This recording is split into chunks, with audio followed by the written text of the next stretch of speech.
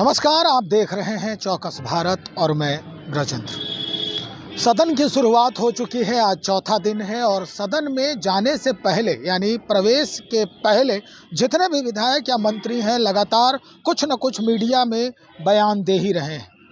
Media के लोगों द्वारा उनसे सवाल पूछा जा रहा है और उसके बाद जो जवाब उनका आता है वो निश्चित तौर पर काबिले गौर होता है। अब लखेंद्र पासवान भारतीय जनता पार्टी के नेता भी हैं और इस वक्त अनुसूचित जाति कल्याण मंत्री भी हैं। निश्चित तौर पर उनसे जो सवाल किया गया कि गवर्नर के अभिभाषण के बाद वाद विवाद की जो प्रक्रिया है ये इस समय इस स्थिति में क्यों है, इस पर उन्होंने क्या जवाब दिया है वो तो हम आपको सुनवाएंगे। लेकिन महत्वपूर्ण बात यह है कि लखेंद्र पासवान अब सीधा जो है विपक्ष को परोक्ष रूप से ये भी कहते आ रहे हैं कि भाई आप बैठने लायक नहीं हैं विपक्ष के तौर पर। सुनिए क्या कह रहे हैं। देखिए, गवर्नर महामहिम राज्यपाल महोदय के भाषण के बाद वाद विवाद की प्रक्रिया जो होती है वो चलते ही रहता है और उसमें उस वाद विवाद में हम तो यही कहेंगे, जिस प्रकार बिहार के जनता ने प्रचंड बहुमत देकर एनडीए के पक्ष में प्रचंड बहुमत देकर बिहार को विकसित बनाने के लिए निर्णय लिया है और जो भी हमारे प्रतिपक्ष के साथी जीत कर आए हैं, हालांकि उनकी संख्या प्रतिपक्ष में बैठने के लायक भी नहीं है, जो जीत कर आए हैं वह वाद विवाद में सकारात्मक भूमिका निभावे, बिहार के विकास पर परिचर्चा करे। विपक्ष है वो सवाल खड़ा कर रहा है, गरीबों के घर तोड़े जा रहे हैं। देखिए, एक वही लोग चर्चा कर रहा है, हमारी सरकार गरीबों को घर तोड़ती नहीं है। हम लोगों ने तो खासकर जिस मंत्रालय में हमारी दायित्व मिला है, हर गरीबों को हम लोग सर्वे करवा रहे हैं।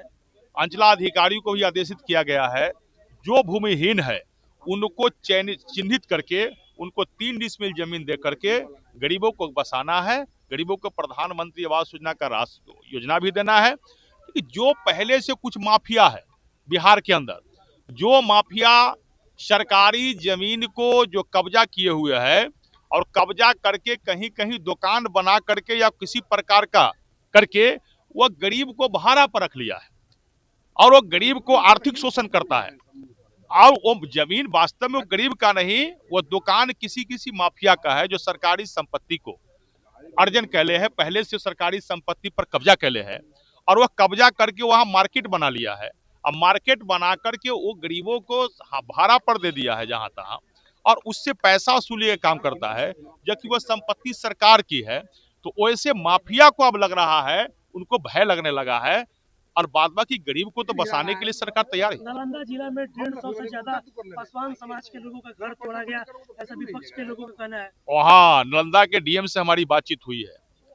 जो जल जीवन हरियाली के तहत जो जमीनें हैं उस पर एक हाईकोर्ट का निर्णय आया था। कोर्ट के निर्णय के आलोक में जो शायद निर्णय लिया है लोगों ने वहां, उस पर हमने कहा जो सबसे पहले वहां जो भी भूमिहीन है, ठीक है, पोखर के भिंडा हो, जल जीवन हरियाली है, उस पर क्योंकि हरियाली तो सबकी आवश्यकता है, उनको भी आवश्यकता है, तो वो जो गरीब है भूमिहीन है उसको चयनित कीजिए और चिन्हित करके उसको सबसे पहले हम लोग 3-3 डिसमिल जमीन दीजिए ताकि भूमिहीन को जमीन मिल जाए। उसके बाद जो है कोई आगे प्रक्रिया की। नेता प्रतिपक्ष बनने के लायक भी वोट धोखा से उनको आ गया था। अब उनको समझ में आ रही थी कल लगभग 97 करोड़ रुपया का 1000 करोड़ रुपया का बजट जो है पूरक बजट था, अनुपूरक बजट था और उस बजट में बिहार के विकास संबंधी कई योजनाओं पर थी, लेकिन नेता दुर्भाग्य इस बात की है नेता प्रतिपक्ष गायब थे। अरे भाई, उनको तो परिवार की पार्टी है, विधानसभा में नेता प्रतिपक्ष बनना है तो उन्हीं को बनना है और विधान परिषद में भी नेता प्रतिपक्ष बनना है तो उन्हीं के परिवार को लोग बनना है। परिवार के पार्टी के लोग उनके विकासों के मतलब नहीं। लखेंद्र पासवान जो अभी इस पूरे मसले को लेकर कि गरीबों के घर उजाड़े जा रहे हैं इस पर भी बयान दिया है। इस पर उन्होंने ये साफ तौर पे कहा है कि भाई हम जिस विभाग के मंत्री हैं अमूमन उन्हीं से हमारा सामना होता है और हम सर्वे करवा रहे हैं उनके घरों का कि कौन किस तरह से घर बना चुके थे और 3 डिसमिल की व्यवस्था हम कर रहे हैं।